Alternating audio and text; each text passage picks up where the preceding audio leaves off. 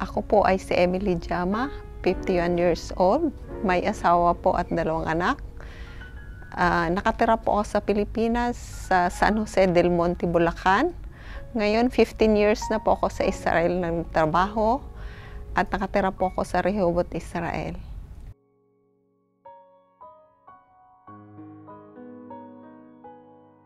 Ako po ay lumaki sa pamilyang Katoliko.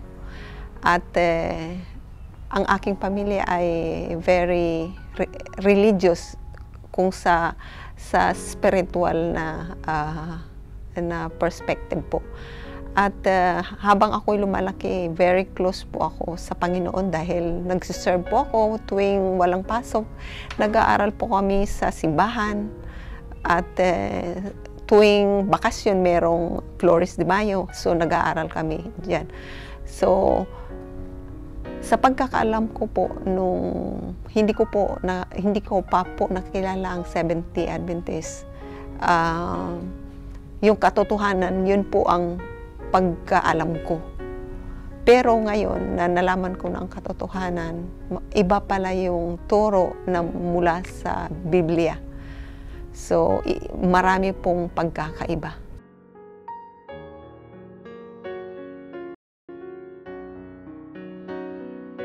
Actually, marami pa akong napasukang mga relihiyon, katulad ng Baptist, Methodist, na merong similar doon sa pag-aaral ng Bible. So, merong morning devotion. So, very religious. Kumbaga, yung relationship ko ay very strong sa Panginoon. Pero, hindi ko pa po alam yung katotohanan unless nung na-convert yung aking ama. Siya po yung pinagmulan nung na-convert siya sa Seventh-day Adventist.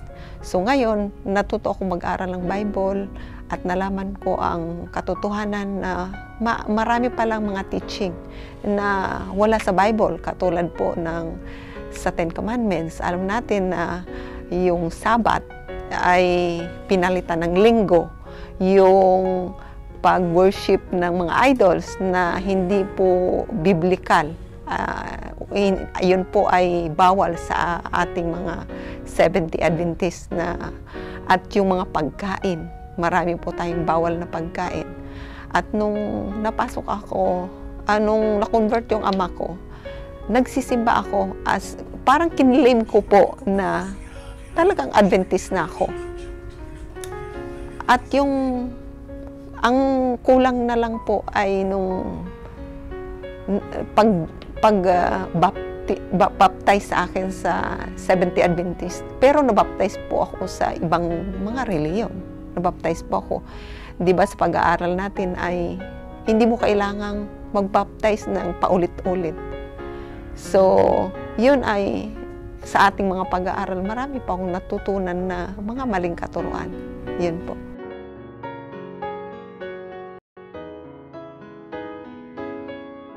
Nung dumating ako sa Israel, natigil po ako sa pagsimba. So, in short po, nalihis po ako ng landas. Hindi ko po sinik yung kung saan ang simbahan natin dito. At nabarkada ako sa yung mga barkadang makamundo. Natuto akong uminom, natuto akong magdisko, na hindi po yun bilang isang Kristiyano, ang buhay isang Kristiyano. Yun ay makamundong gawain. At kumbaga yung buhay na yun ay sa ilang taon kong ganun ang ginagawa ko, hindi po ako naging masaya. Yung bang ang buhay ko hungkag, yung walang direksyon, kahit ganun ang ginagawa ko.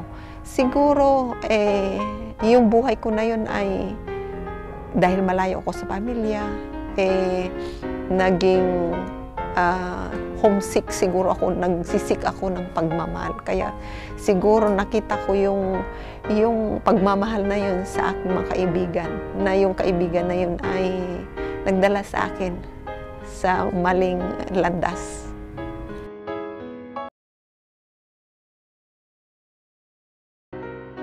mga pagsubok sa buhay ko na yung mga anak ko lumaki na yung nagpapasalamat ako sa Panginoon na yung panganay ko ay nagstay siya sa pananampalataya, pero yung anak kong lalaki lumaki siyang hindi ko kilala. At yung nagpapasalamat din ako na hindi siya siguro na nalihis ng landas. Sa mga siguro sa buhay ko bilang isang Kristiyano, wala naman po akong mga problema na hindi ko nalampasan, pero nagpapasalamat ako sa Panginoon dahil hindi niya ako pinabayaan. Na nalihis man ako na landas, pero pinabalik niya ako. At may isa siyang ginamit na isang tao na yun ang naging isang daan para bumalik ako sa kanya. Yun ang isang tao na kinulit ako. Nagpapasalamat ako doon sa taong yun dahil siya ang ginamit ng Panginoon. Matagal na pinagpipray ng aking magulang na bumalik ako. Siguro iyon yung Holy Spirit na siguro ang nag-work doon. Kaya ako ay napabalik ulit dito sa pananampalatayang ito.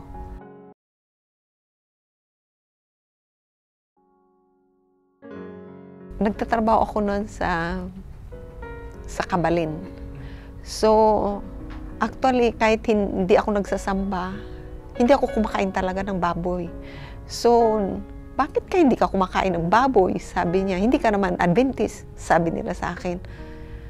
Sabi ko, actually Adventist ako. Hindi talaga ako kumakain ng baboy, sabi kong ganyan. At yun, nakilala niya ako na Adventist pala ako. Ngayon, yun yung naging daan na naging close kami. At sabi niya, ina-invite niya ako palagi na magsimba. Sabi ko, saka na. Para bang wala akong courage. Parang nahihiya ako sa Panginoon yung mga ginawa kong, yung buhay ko na hindi karapat-dapat bilang anak ng Diyos na gumawa ako ng mga hindi kaaya-aya. Yung makamundong yun. Parang nahiya akong bumalik. Pero, the time na pinilit niya ako, siguro yun yung Holy Spirit na ang gumagawa ng paraan. Kasi nung time na yun, kahit yung hindi ayaw kong magsamba, pero parang sumusunod na lang ako. Yung ganun, yung sabi kong ganyan, sandali. Kasi, yung personality ko kasi, iba na. Kaya nahihiya ako yung kulay ng yung hair ko, yung pananamit ko, kumbaga, hindi yun yung, alam ko kasi na hindi yun yung standard na pamumuhay bilang isang Kristiyano. Kasi, nag-wear ako ng mga alahas, yung ganun ba? So, maiksi akong mga damit. So, wala akong damit na mahaba na yung pupunta sa simbahan kasi hindi yun yung pananamit natin eh.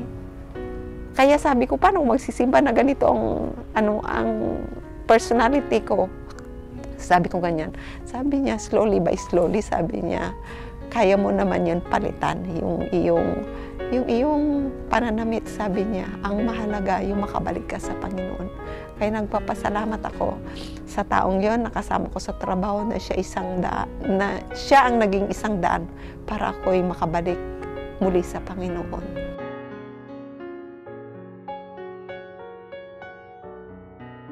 Para pong nung makabalik po ako, parang nakalimutan ko po yung Bible. Muli akong kailangan ko uling mag-aral.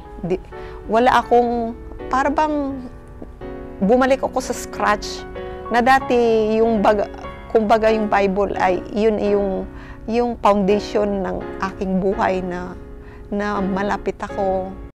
Yung kumbaga malapit ako sa Panginoon, nag-aaral ako. Pero yun ay mahirap kung ginawa uli. Pero blessing yon dahil dito sa ating simbahan, merong mga opportunity na nag-aral tayo ng Bible study.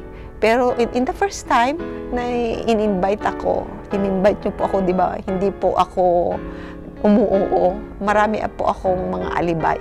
Pero naging blessing po sa akin yun nung nagkataon na, di ba, yung COVID-19. Yun yung peak ng buhay ko na muli po akong almost 10 hours akong nakaupo na nag-aaral, nanonood. Para bang yun yung uhaw na uhaw ako sa salita ng Panginoon. Doon po yun muli akong kumbaga nag-grow. At sa Bible study na yon, sa pag-aalalay na nyo at yung kasama ko po na yung kasamahan ko sa Bible study, sila Toots, si Strawberry at saka sila Arnie. Yun yung kumbaga, yun yung mga teacher ko na yung sila ang ginamit ng Panginoon na nagtiyaga para matuto ako.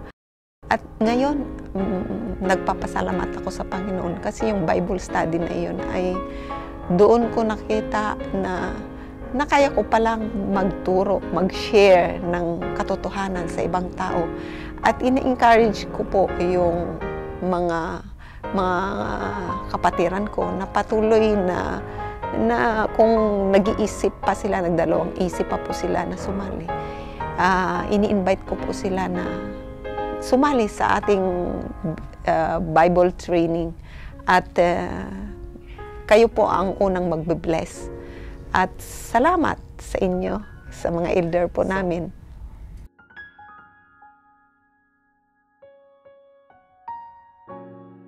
Kung dati sabi ko, hindi ko kaya. But in Philippians 4 verse 13, it says na I can do all things through Christ. Kapag nagtiwala tayo sa Panginoon, siya ang bahala sa lahat. Alam natin na ang Panginoon lang ang nagbibigay sa atin ng wisdom at pangunawa. At sabi sa Hebrew 12 verse 2 na He is the author and the finisher of our faith. Pag tayo nagtiwala at unahin natin ang Panginoon, siya po ang magpupuno at magbibigay sa atin ng lahat na ang ating kailangan. No matter what, basta mag-trust tayo at maging maniwala tayo sa ating Panginoon. Siya po ang bahala sa lahat. At sa lahat po ng nanonood po sa gabing ito, sa gabing ito, ay inanyahan ko po kayo na i-share nyo po ang inyong testimony. At marami po tayong mga kapatiran dyan na hindi pa po nakakilala sa ating Panginoon. At ini-invite ko po kayo na makinig po kayo at sumali po kayo sa aming Bible study. At kayo po ay maging isang pagpapala sa ibang tao. We can be a light to inspire other people. At madala po natin yung mga ibang tao na hindi pa po nakakilala sa ating Panginoon.